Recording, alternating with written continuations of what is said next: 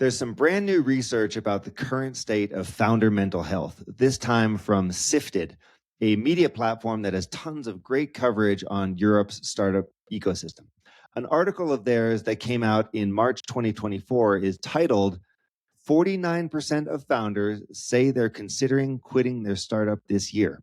And the subtitle of that article is Startup Founders Tell Sifted They Are Overworked, Exhausted, and Broken. And I can tell you the statistics behind this are not pretty.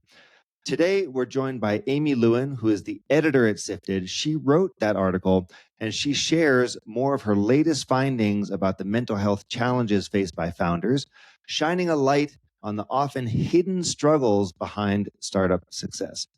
Amy's research illustrates the high level of stress, anxiety, and even despair that many entrepreneurs endure. She and I also discuss the implications for our community and explore ways to foster a healthier, more sustainable approach to entrepreneurship. This is a really important topic, and I'm so glad that journalists like Amy are sounding the alarm on some of these issues that are typically swept under the rug. I hope you enjoy this episode of the Conscious Entrepreneur Podcast. Amy Lewin, thanks so much for joining the Conscious Entrepreneur Podcast. I'm delighted to be here. Now, I came across your work recently because you published a really interesting piece in Sifted, and it's about the current state of founder well-being and founder mental health. And this is a big deal for those of us in the conscious entrepreneur community because we know that we need to spend more time talking about what's going on the inside and making sure that as founders and CEOs, we're setting ourselves up for long-term success. And that's something that is often overlooked. But your research that just came out, this came out March 10th, 2024, really shed very interesting light on what's actually happening sort of behind the scenes or below the surface for a lot of founders. And so much so there was kind of alarming statistics in there about the current state of founder well-being. Can you share with us the highlights of what you learned? And then we're going to get into some specifics about what we might learn from this and what we can do about it.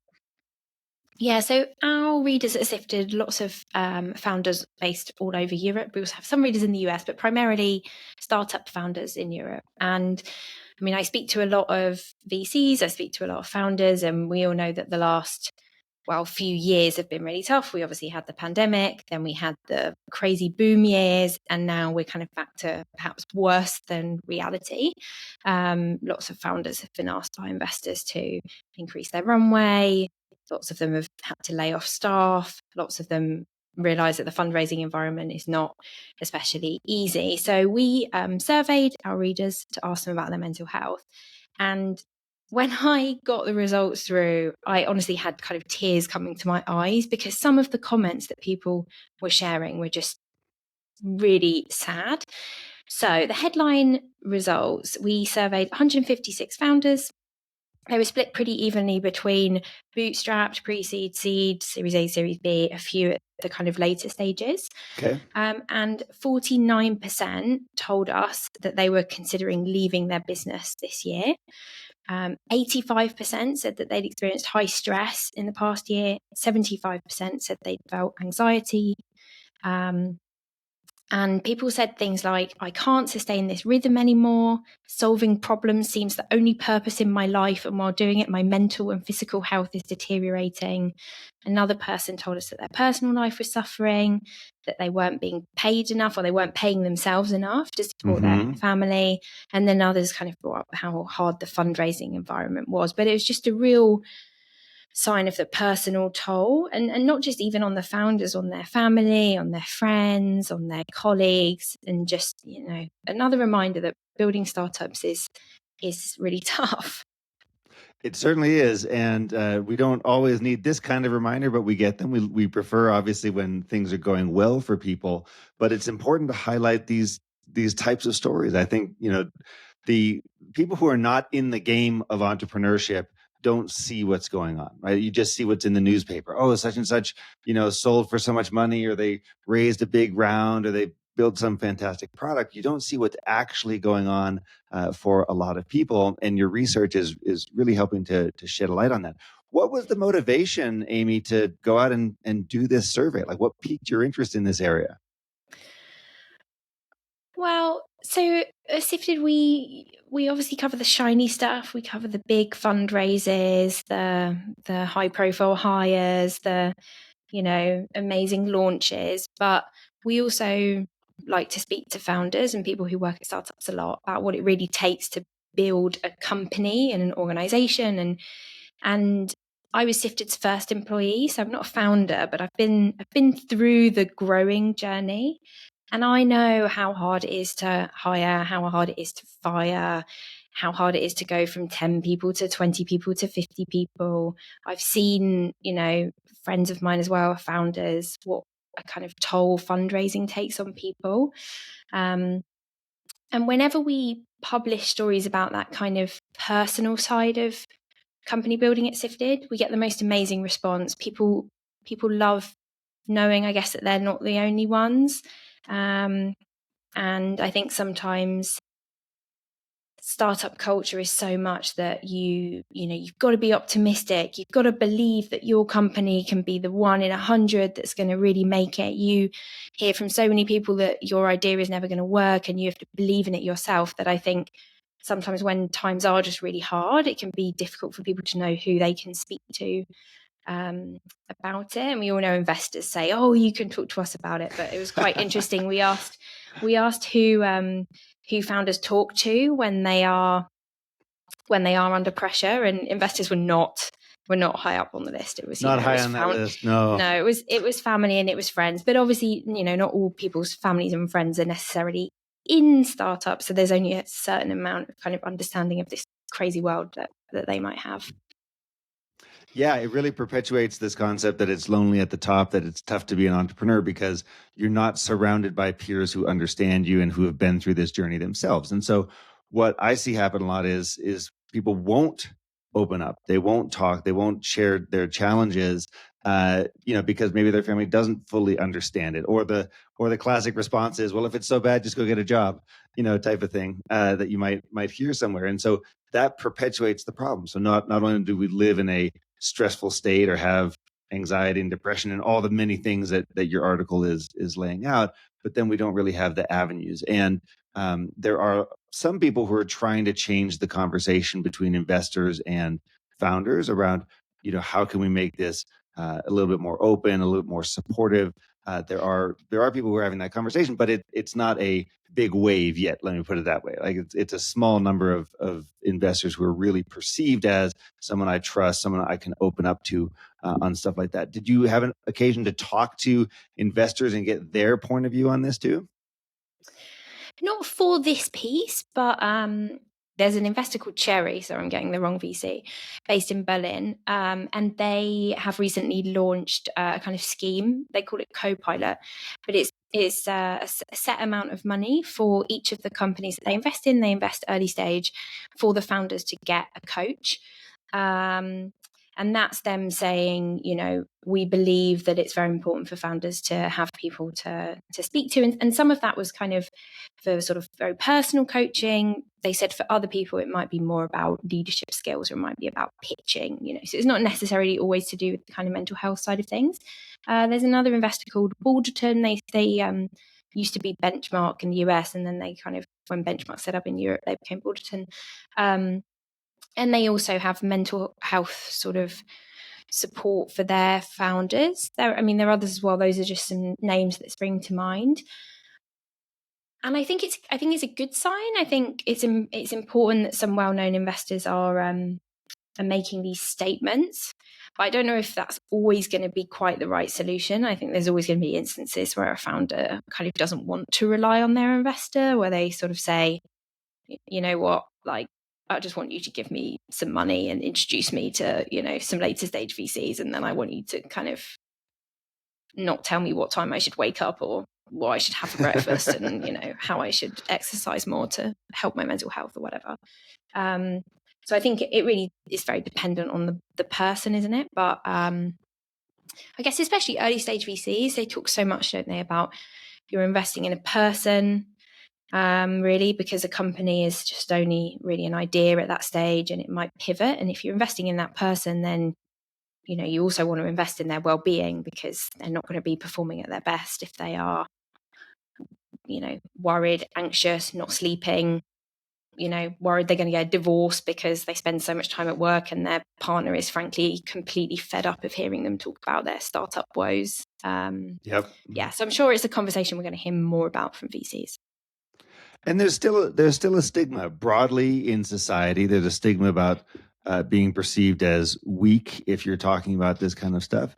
And there is the idea that within the business culture, you want to invest in people who are going to knock down walls to make their business successful. So the idea is, especially for VCs. So VCs are the typical company that VC invests in is going to be very different than an average small business or something that a person's going to found, because they're expecting asymmetric returns, or expecting an outside chance of success, or a small chance of outside success. And so they really want you to sometimes be super aggressive, committed, dedicated, growth at all costs type of mindset. At least that was what everyone was talking about until the last 24 months. And so because of that, there is sometimes still a stigma around, hey, maybe I can't share this because I'm supposed to be the person who's just going to go out there and fight until I've got blood on my knuckles, and that sort of thing. And so opening it up can be really, really difficult. And even when VCs want to support, by the way, it's not always an easy conversation. There's not always a great place to start around just making sure that you're there and available. Just even that could be an awkward conversation on its own, right? Yeah, and I think on that point, when I posted the findings on LinkedIn, I had hundreds of responses. And one comment stuck out.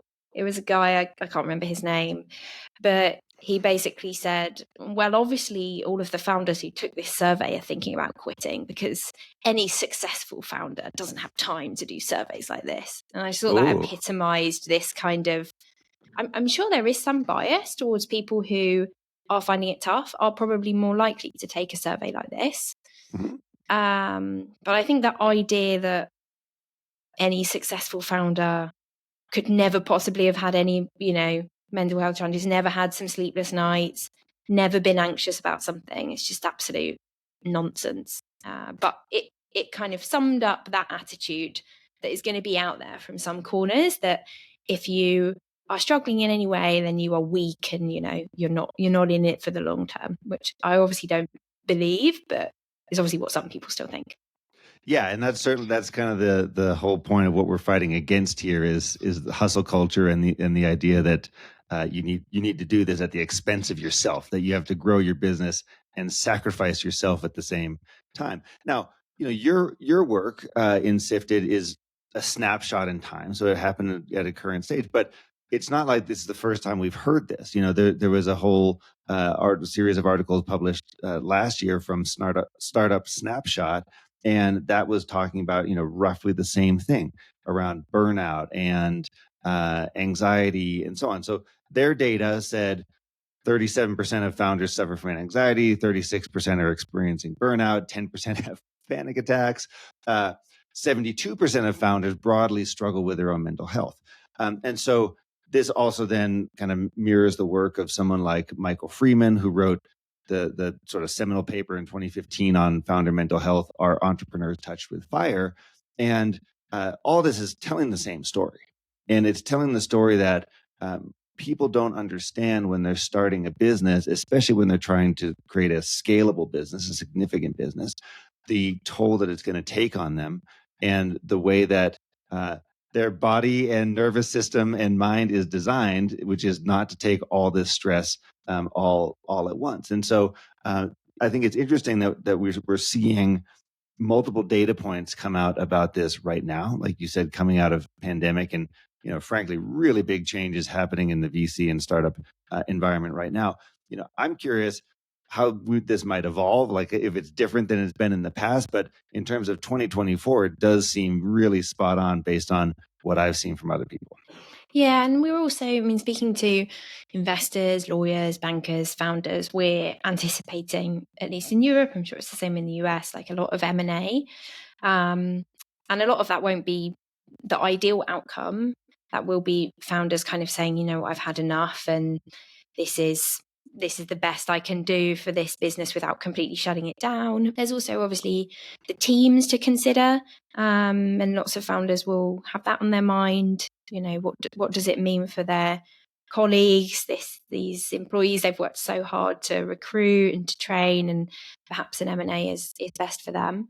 So I think that will be one of the outcomes we see. Back to the point about what VCs can do, one of the things that founders did raise was that they were worried about their financial security, and that one reason for wanting to kind of pack it all in was to just go and raise more money and have a more stable job. And that is something that VCs can easily impact. They can encourage founders to take bigger salaries, to, if they're at a certain stage in life, whatever, have enough money to pay for their kids' nursery school, not have a crazy mortgage or rent.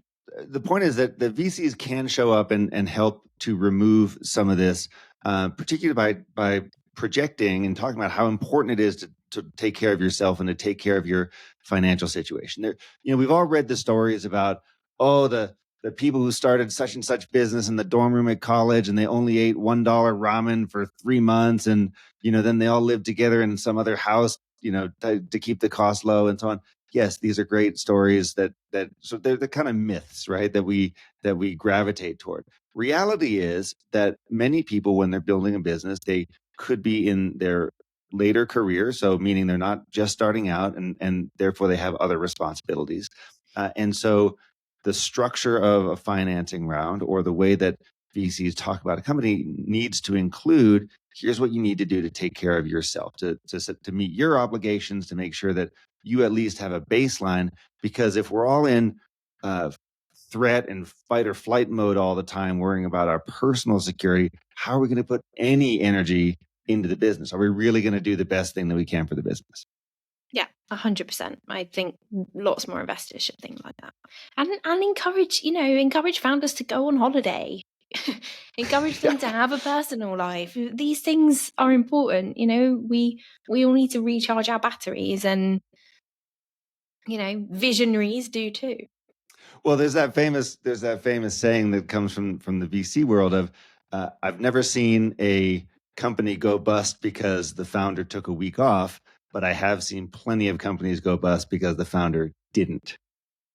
Yeah, and I think it says something about the people you've hired and the organization you've built around you if you are that terrified of taking a week off. Maybe you need to work on that and then take your time off when you've got some great, trustworthy people around you and have, learned the art of delegation a bit more. So you gathered all these stories, Amy, of essentially what's not working, or the stressors out there. So just to remind everyone what you were saying, you said 49%, so basically half of founders that participated in your survey were saying that they were considering leaving their companies this year. 61% had just said, generally speaking, they're considering leaving. So that means that their commitment may not be as high as it used to be. 45% said that their mental health was bad. 85% say that they had experienced high stress, and 75% said they'd had anxiety, all within the last 12 months. So there's obviously a lot of things that are not working here. What did you hear about what is working? Well, we didn't specifically ask them that in this survey. But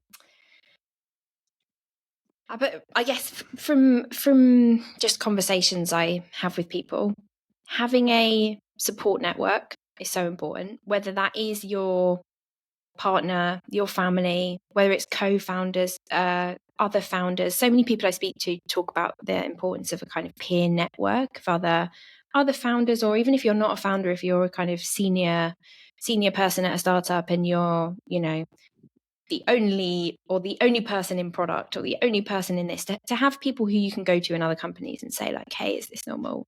There's groups like Entrepreneur Organization, YPO, Young Presidents Organization, Vistage, Conscious Entrepreneur. I mean, we don't have forums like that, but it's still that type of community. Yeah, those are really, really important. Coaches, therapists, obviously they are not cheap, but that's something a lot of people talk about. I guess there's some comfort in, people feel like, although times are hard at the moment, we're kind of back on a level almost. We're back to normality. Valuations have come down from the kind of crazy amounts, the sort of inflation that we saw in 2021 and 2022. Funding rounds are happening more slowly. Investors are more focused on, becoming profitable and sustainable businesses rather than growing crazily. Yeah. Silicon Valley Bank was a whole other scare, but that means plenty of startups are more kind of sensibly managing their finances and have things in, money in various pots. I feel like there's been a few shocks to the ecosystem, which actually are likely to lead to us building fundamentally better businesses and organizations as a result, more thoughtfully, less kind of hyper speed. It's a bit clearer what's what for lots of founders, and sometimes maybe that isn't good, but it's kind of clear that it's not good. Whereas I think for the past year, there's been just a lot of uncertainty about where the market was going to land, and I feel like this year it looks like we kind of know what's going to happen. We know that there's going to be a lot of insolvencies. Had some data in just today from PwC in the UK saying startup insolvencies are at an all-time high. Yeah, there was similar data from Carta in the US yesterday that we smashed they thought Q4 of 2023 was bad and it had been the worst ever, and we've smashed through that already, not even through the first quarter of 2024 in terms of closing startups. Yeah. But it feels to me that last year was a year of real uncertainty and nothing concrete was really happening. It feels like this year is still not a great year for the market, but some concrete things are happening. So startups are going to shut down. VCs are going to have to start investing much more again because they also need to start returning money to their LPs and showing some activity. The IPO markets will open up this year in Europe and the US, perhaps not loads, but bankers say there's like massive pent up demand. So all these forces are going to mean that stuff does start moving again. And then there are obviously areas like if you're in AI, then everything's great, and if you're in climate tech, also still very, very buzzy. So there are pockets where we're seeing lots and lots going on, and I'm sure it's great to be a founder in those sectors. I'm also pretty optimistic that something like climate technology is something the planet really, really needs. So I'm glad that so much attention is being paid to that. For sure. You mentioned something there that reminded me of other pieces of yours that I've seen, which is about the VC cycle and how it can impact this situation that a lot of founders find themselves in. So VCs, obviously, they go through cycles just like the people building the businesses. And I would like to make sure that I'm correct in saying this, but what I understood, the point being was, if we've been in a period of relatively low activity, there's pressure on the investors to deploy their funds. And as a result, they're going to be putting probably money into new projects or backing their winners. I don't know whether that's going to exacerbate the problem that a lot of these people are talking about in your survey, because if they're already not growing as fast as they want, or maybe don't feel great about their situation today, does this help to speed up the creative destruction in their business, so to speak, and then allow for new things to be happening? Because VCs are going to have to then make tough choices about, are they continuing to support existing portfolio companies or are they starting new? Yeah, but maybe that's a good thing, if this speeds up the fact that, your company isn't quite going to work, VCs aren't going to fund it some more, call it quits earlier. I mean, this is what I hear from a lot of people. People generally don't regret sort of ending things sooner than they did, than they would otherwise. And let me find the stats. 39% of the people we spoke to said they would take a break if they left their startup.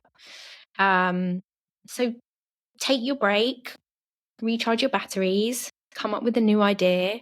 Inevitably, the market conditions will be better if you want to go do another company and go out to raise. And VCs absolutely love serial founders, don't they? Take all of those learnings, all of those failures, package them up nicely, put them into the pitch, and you've got a million more reasons why a VC should invest in you next time, because you know all of the things not to do that you did the last time. Yeah, for sure. And as my wife and my coach like to remind me, I don't get a gold medal for suffering. So just because I'm doing something and banging my head against the wall and feeling miserable about it doesn't mean that that's actually helping the world get any better. And so for a founder who's at that situation, maybe the best thing is to do a conscious wind down or conscious transition for them. Maybe it's out of the CEO role or whatever it is, but that can be a more elegant and easy way to move on and go find something else that really gives you energy. So, Amy, just last question here. How do we support the founders and entrepreneurs in our lives? What can we do to help them? Oh, very good question. I guess listen to them. Give an entrepreneur a hug. Do we need a global give an entrepreneur a hug day? Yeah, we could definitely do that. Yeah, I think non-judgmental people who they can speak to.